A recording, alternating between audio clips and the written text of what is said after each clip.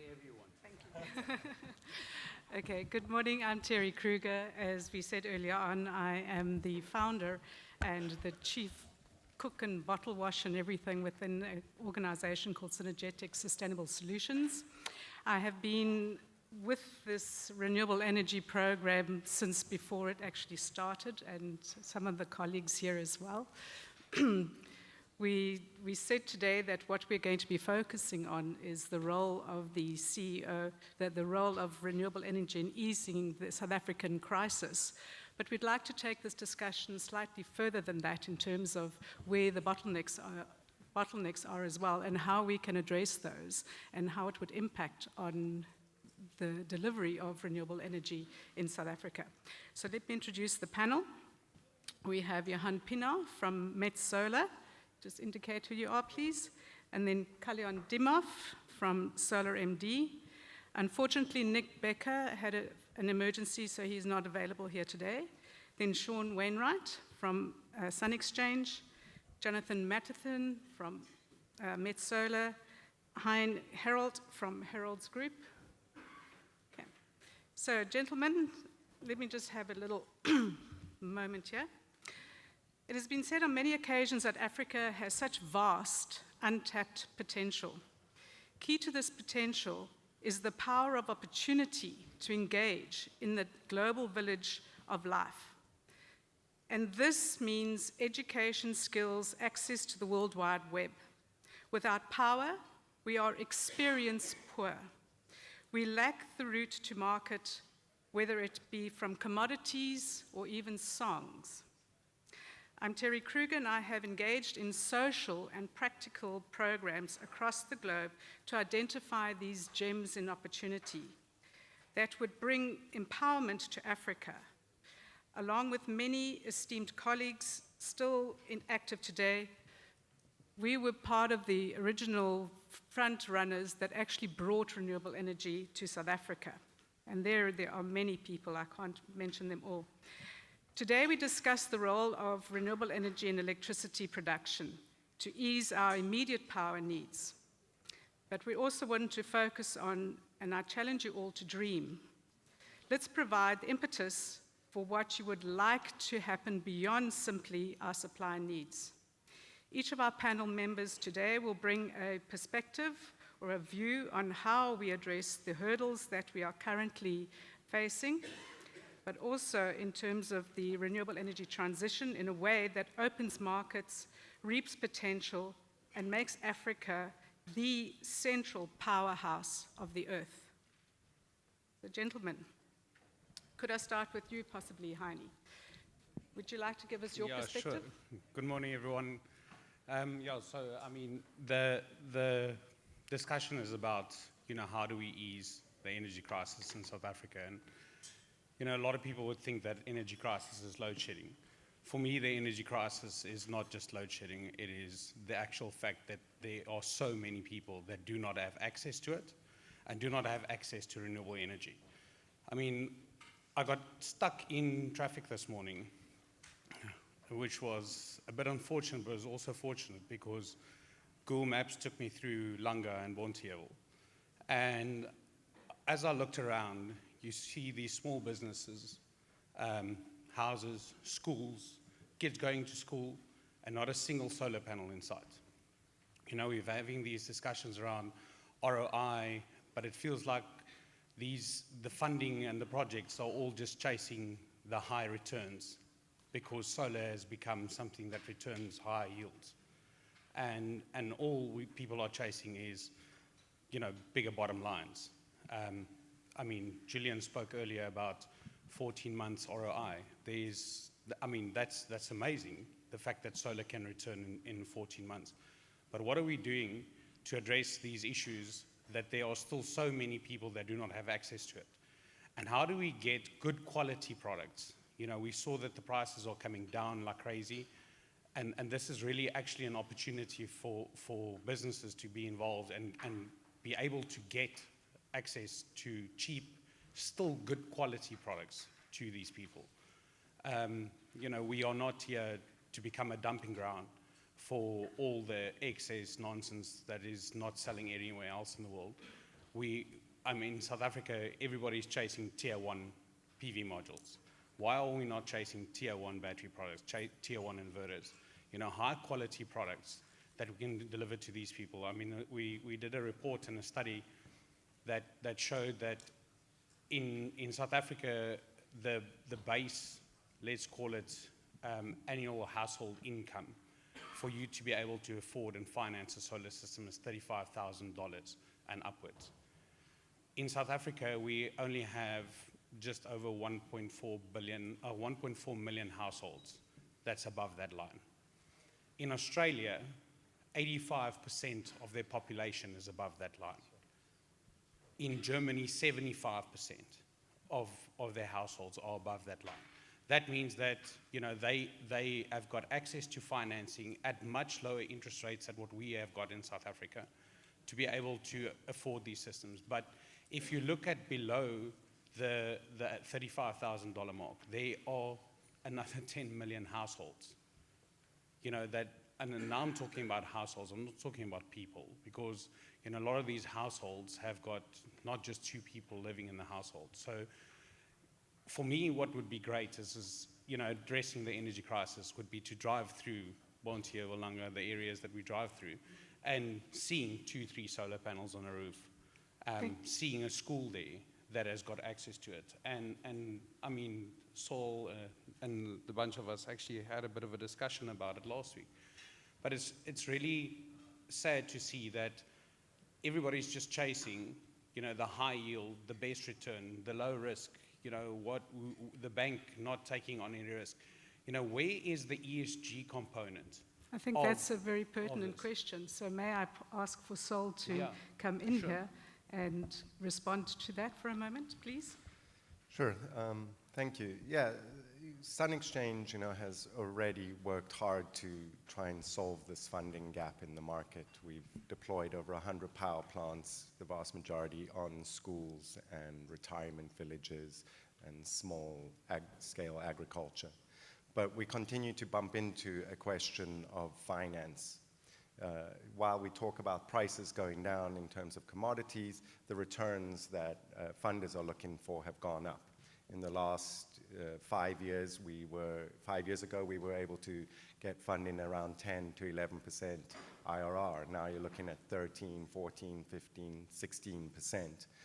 If this continues, we're going to land up perpetuating the gap in our marketplace, where those that can afford it will have cheap, reliable, renewable energy, and those that are perceived to not be bankable will continue to pay high prices and not have access to clean energy. And we've shown that schools and other sorts of institutions, while they may not have big fat balance sheets that funding committees like to see, they're reliable off-takers. This has a positive influence on the whole economy. If our schools are paying less for power, that means the government has more money to spend on education. If our retirement villages are paying less, then they have more money to take care of the elderly.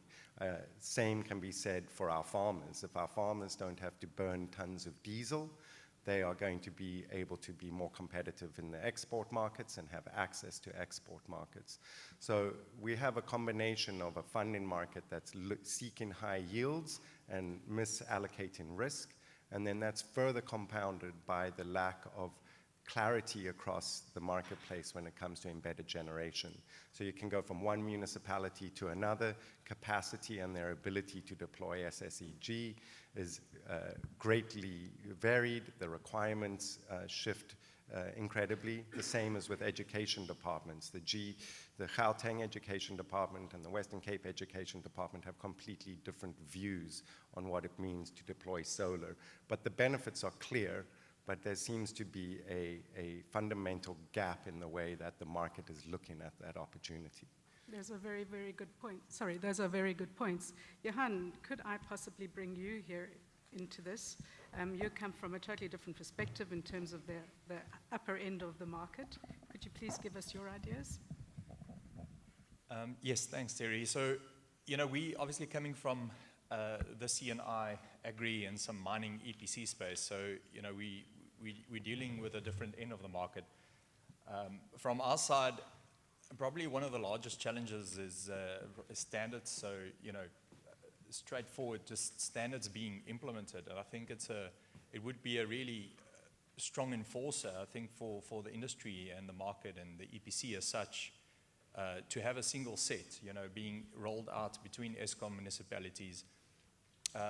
We are being constrained a lot in terms of margins just because of poor quality and not being enforced standards being applied. So, and I think the other item is just the time space in terms of getting approvals through. We're having a backline chat in terms of how long, some of the sites have taken north of 2 years to get approvals through. So, in terms of solving SA's energy crisis, I think that we've made big leaps. We can all testify that renewables has had its play. But the adoption of renewables are all constrained by, poor quality implementations and standards that's not being applied, as well as thirdly, just the timelines of getting systems deployed all around. So I think, one of our challenges as well is guarantees, and Terry, you must stop me, I think this panel can speak. But in terms of just guarantees, we are sitting out there as an EPC sitting in front of a customer. You are deploying technology that a customer is expecting a certain return. We spoke about returns in the previous panel. So the returns from an EPC perspective, sitting in front, you kind of need to do the wrap guarantee, but you are being left open and wide by the technology providers doing a back-to-back support of those guarantees.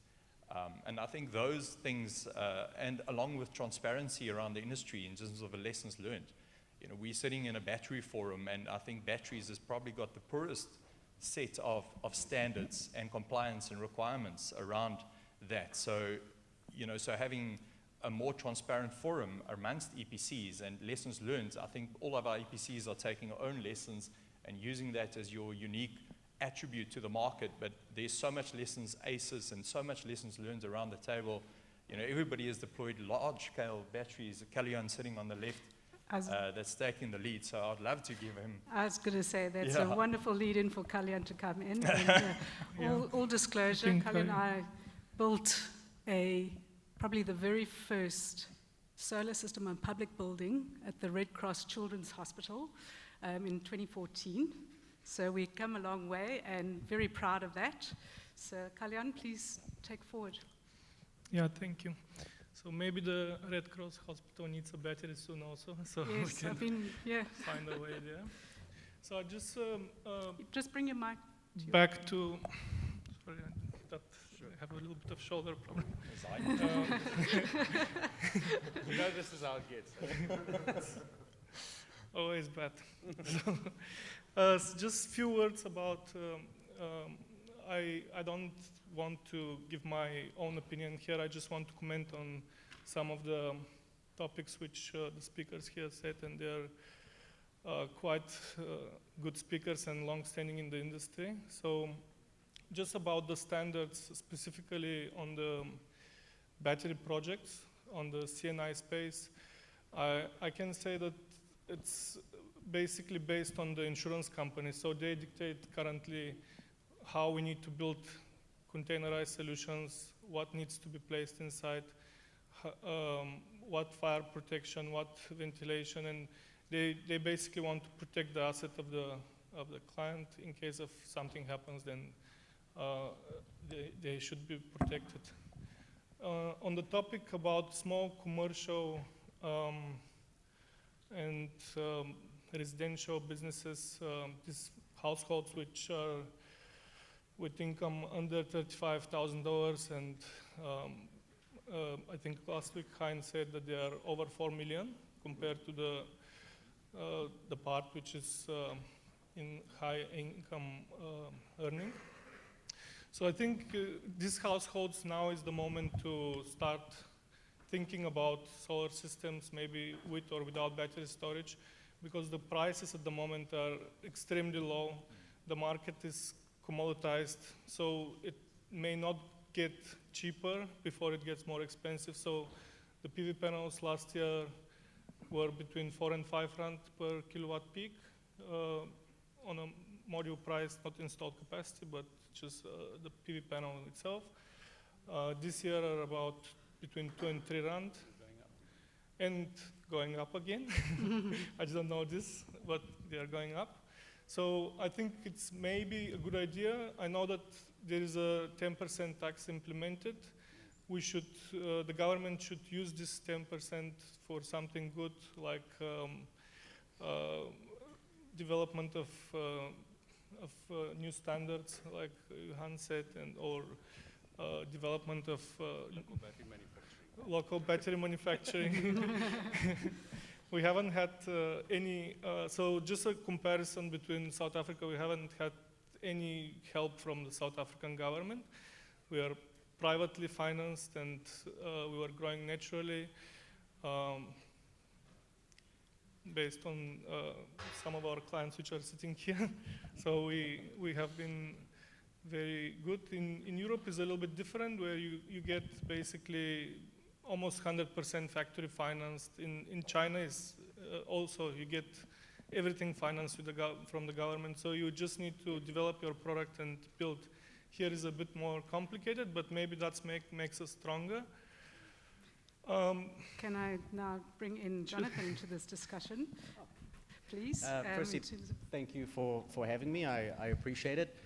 When we first sat to assess this panel, the topic was the role of renewable energy in helping the energy crisis. But I think that topic is so clear, our role, as you've seen recently with load shedding being away, I mean, partially due to renewables, partially lower loads, so forth. But what I enjoy about this panel is you get really a frontline view of what it takes to build these systems. Met Solar is #1 an engineering firm. We engineer, we procure, we construct, manage, and maintain. And that involves all the gents on the panel today. But specifically, I'm to talk about skills development. That is something we see as a big problem in the industry. To give you my perspective, I've been doing this now for 13 years, mostly commercial and industrial, also residential and one utility scale. And we the front line to the customer, so we really need to deliver. And last year, it was truly a case of absolute mayhem. Demand definitely was higher than the skills we have. We're constantly hiring skills, and through that, I see the quality out there, and we really need to develop it. Unfortunately, last year, most of the training in this country was done on people's builds, which I don't think is the first and best place to do it. And you'll see this by the 300 fires last year in Joburg due to solar systems. It's a very specific skill. If it's from client assessments, because it's not, I'm a salesperson, it's even difficult to find salespeople because they can't explain or actually meet the client's requirements. Each client has a specific requirement, and the way they use their power dictates that also. So it's from client assessments, designing and engineering. Unfortunately, I would say a majority of the systems get designed by people that are not qualified to do so. I believe they should all be signed off by professional engineers. I believe a majority of the production forecasts are nonsense. 95% of them will never be reached. And that's because of people that don't have the skill sets to do this. The skills are major. We can't deliver this without the skills. There are lots of good electricians in this country. However, they do not understand generally energy creation, energy storage, energy control. For the first 8 years of my career in this, it was mostly grid-tied supplementary systems, which are reasonably easy to get right. But the last few years, especially with battery storage, most of our clients have 4 power systems you have to control. So #1, solar, #2, battery, #3, Eskom, #4, generator, and the client expects it all to work seamlessly. And to get, at the cheapest rate, and to get that right is an incredible challenge. And in our industry, our challenges that will open it up is better access to finance. That's why I'm happy the finance guys are here. Equipment, we have our own challenges because every year or two, the equipment manufacturers are gone and you're struggling to find replacements or expansions. And then the actual engineering from from the EPCMs. You know, these systems are I often say the shortest lifetime is 15 years to 25 years expected on these things. That's longer than most of your Mercedes or Audis, so what does the level of engineering have to be? So number one, we focus on being an engineering firm and upskilling within because we struggle to find the skills in the open market. That's a very, very good point. How is it that we need to put guarantees forward that outlives our vehicles? Gentlemen, does anybody like to pose a question to the panel at this point or make a further discussion point? Okay. Oh, okay. There we go.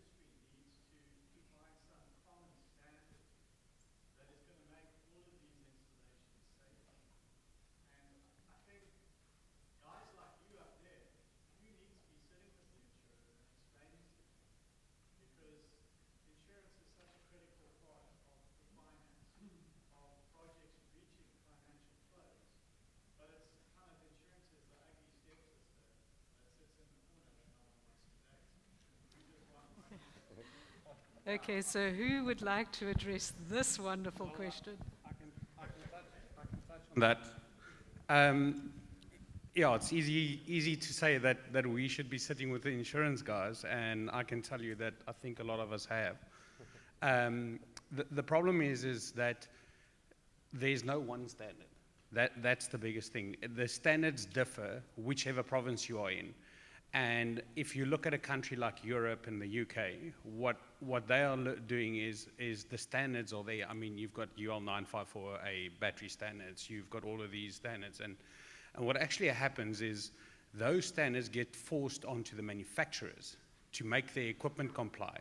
So when the equipment complies, that doesn't mean, or that means that it is actually safe when it gets there. The problem is that we are still driven by SANS that was written in the Stone Ages, and nobody wants to adopt IEC and all of these things, and everybody's got an opinion. I think that's also one of South Africa's biggest issues, is that everybody has an opinion and everybody interprets the standard a different way. And then you've got all of these guys that are running around and saying, you know, but this is not right, that's not right, and some guy whispering in an insurer's ear. And what happens is at the end of the day, the insurers are dictating how it should be done. Where they should actually just say is, let's look at what is happening in the rest of the world. Let's adopt UL fire safety standards. Because, I mean, they are the best testing labs in the world that are being used to adopt these. The batteries coming to, I mean, the cells Kalyan uses in his batteries have been tested in those labs, which means that they are safe. You know, if they build the entire system from a cell to a pack to a rack to a full system level at these UL standards, there shouldn't be any issue or any insurer or anybody coming in. But the problem is nobody is looking at saying, where is it? Everybody wants to reinvent the wheel and restart their own thing. I mean, City of Cape Town took the lead, and then the other municipalities are following. Bloemfontein doesn't even have some. They just have a letter of no objection. I mean, thank you for that perspective. And I actually did chair a SABS committee a couple of years ago. I had 22 people on my panel, some international as well.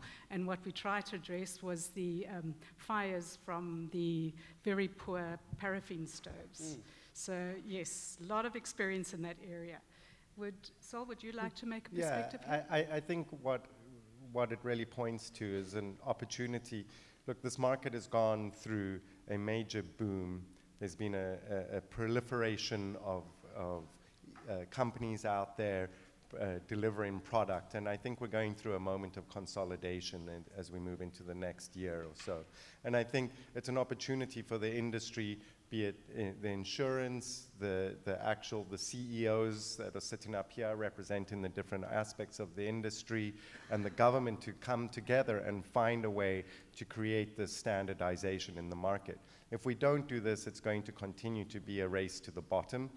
One insurance company is going to set some standards, and it's going to be really high quality standards, but you're going to pay extra because of that insurance company, and somebody's going to try and outcompete them. And I think the more we avoid that, the better better chance we have of actually solving the energy crisis in South Africa, so that access is equally distributed across the economy, that income levels are not determining whether you can get access to cheap and reliable power. I think the more we focus on standardizing in South Africa, the better off for the industry. Kalyan, I think this is a good opening for you here. No, well, I just want to add that Bring your mic up, please. Up to your mouth. I just want to add to what was said now, that there is a bit of mismatch between what the government wants in terms of fire safety and what the insurance companies want. So the government thinks, okay, we need 2-hour fire safety or 1 hour, depending what kind of category this places, where the insurance doesn't care that much about person safety. They care about the asset. So they want the asset to be protected. They want big walls between the transformer and the inverter. They want another wall between the battery and so it starts getting unreasonable, but they just want to say, okay, if the transformer something happens, then the rest of the asset will be protected. Yeah, thanks, Hein. Just that's what. And when we are sitting with EPCs to discuss their projects, every single project, it's different requirement based on which insurance company you use and where exactly it's going. Jonathan, would you like to? One last quick note on fire safety. In my experience, the most fires I've seen are either from very low quality equipment. Like Hein says, often we become the dumping ground for cheap stuff. And shame the guys, the consumers get tricked by it. And then the number one problem I've seen is workmanship. I think Hein can also confirm most of the returns that come to distributors, there's nothing wrong with the equipment, the guys just don't know how to use it properly. So in my experience, it's low quality equipment and lack of skills in putting it in properly. So who would like to propose what's the way forward? How do we resolve this and bring our industry to the front? Yeah, 100%. I don't know. Let's No, I just want to sell it. No, I think maybe just to add in there, and I think one of the responsibilities, accountability, sits also with the EPC in a big sense. And we're seeing, and I think from Eversolar's perspective, we've kind of got this core line of restoring technical integrity is that, you know, you do whatever you need to do, you know, to get it right. I think we don't always get it right. I think a lot of times you attempt, but we've got a relentless pursuit to doing things right. And I think that's a similar, you know, vision that I've got for, you know, our company, but, you know, a similar thing that we should be aligned is don't just do the minimum in terms of what the standard allows you to do to be able to marginalize as much as possible from that project. Is that I think there needs to be accountability, you know, amongst EPCs and installers and firms around there to say, well, let's do everything in our ability and to our knowledge to make environments safe and to provide a quality product. And I think that's one of our drivers as a EPC, and I think that's ultimately what sets apart. It's not about the volume game, it's about the difference that you install. Can I ask for Jonathan to put your last Another words? issue that is a big war for us is finance, I believe. The average South African cannot afford even a basic system cash, the average South African. So then we need to look at finance. Finance in Africa is very expensive, and generally they won't loan it to you if you really needed it. So if the finance houses could open up and let the requirements go down a bit, or maybe some help from government to get these systems into houses, because the biggest problem is the people can't afford them, or they're going to these very cheap solutions that end up burning their house down. Heini, would you like to comment on that? Just on what Jonathan said is get some ESG funding out there. You know, why can't the banks look at, and all these finance houses look at, doing something not just for 14% returns? Why not look at something that will have this ESG impact on these low income households that really actually need it? Because energy is a basic right. And clean energy should become a basic right. So that's where I think that the drive should be. And from a procurement perspective, our business has also grown immensely, but it went from buying and negotiating on a price and availability or supply chain level, that we now are more in sort of vetting the suppliers first of all. We've gone from where's the best possible price to now where's the safest, best product that has ESG responsibility tagged behind it, that we are looking at a supplier that is not using slave labor, that, you've got all of these things that we have to jump through hoops now being, part of a corporate environment. And that is the key thing. And if the standards are there that says, like, we will not be installing shoddy products that we are a dumping ground for, and that everybody has to do it according to this standard, the insurers all need to come on board with that standard. The funders say that we only fund if that standard is applied. The EPCs and the installers are doing it according to that standard, which is right and which is based on international standards, not something that somebody's trying to adopt, his own mind to. I think that'll be the key driver for us, and that is where industry needs to come together and say, we need to find a set of rules. Which product, which way, insured in which way, and what is the safety requirements? And it should be for everywhere in South Africa, not just in Gauteng and differ in the Western Cape. Absolutely. We've got a few minutes left, so I'd like for each of you to give some closing remarks, please. Sure. I think that in terms of the funding, what we really need is a mind shift in the way that finance looks at the opportunities. I think if we continue to chase returns as the only way of evaluating a project, I think we're running down a path that's going to lead to failure. If we accept that, in South Africa we focused on an energy crisis because we've had a structural deficit of power, but really the behind that is the climate crisis and the impact that's going to have on our country and our communities. And if finance is looking at 15 to 20-year returns on an ROI basis and not paying attention to what impact that has on the community, I think we're misallocating capital. I think we're failing to actually solve the problem, and we're using the same principles that got us into the problem we're in today to try and get ourselves out of it. And I think, Einstein has a pretty good quote around that, and I think we can all accept that he had a smart thing to say.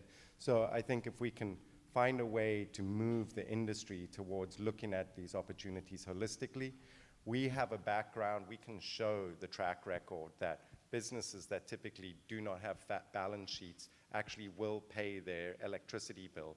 I think we all know in our own homes, you're going to pay for the electricity before you're going to go out for another meal. The principal at a school will pay the electricity bill before they do anything else. And that's a fundamental principle in the market that I think is missed when finance looks at it. It's a very aggravating experience when you go out looking for funding and you know that these principles are misaligned. So I think it would be wonderful to see that shift. I'd like to add, why are our schools paying for electricity? That should be a fundamental. Let's bring up our children well and let them lead the way, if I have to quote a song. Kalyan? There is a question. Okay, sorry, we've got a question. Oh.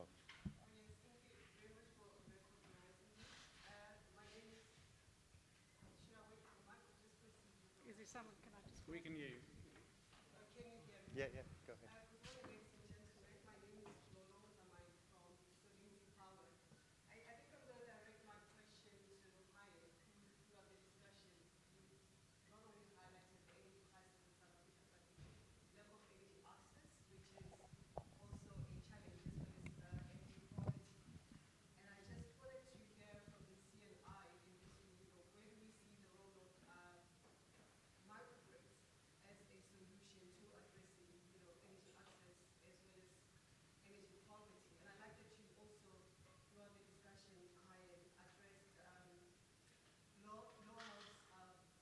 low income.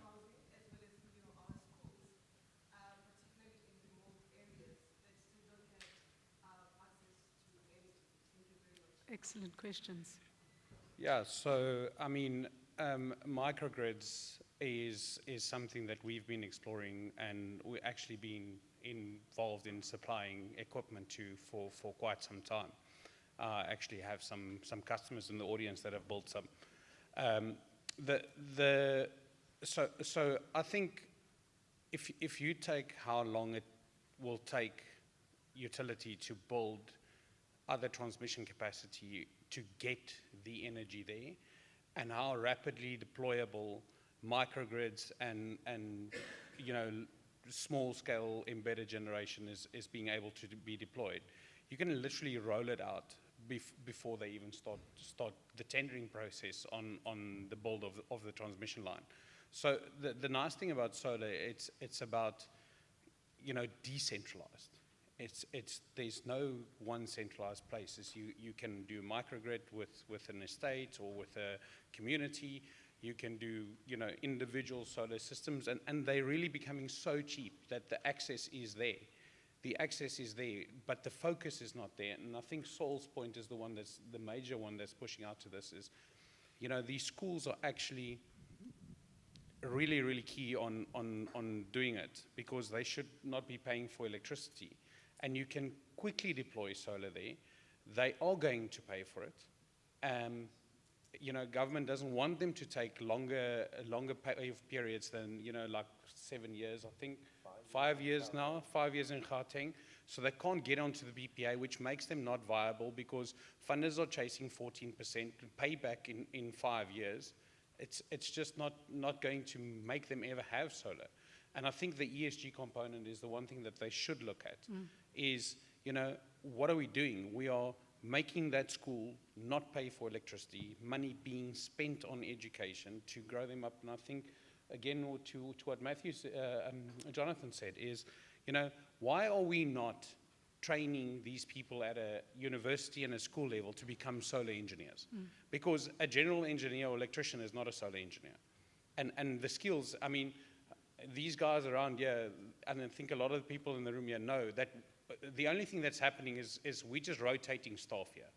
You know, we on a constant hiring, because you need skills. But the only thing is doing is, you know, they're moving from that stand to that stand to that stand, and then back to that stand again.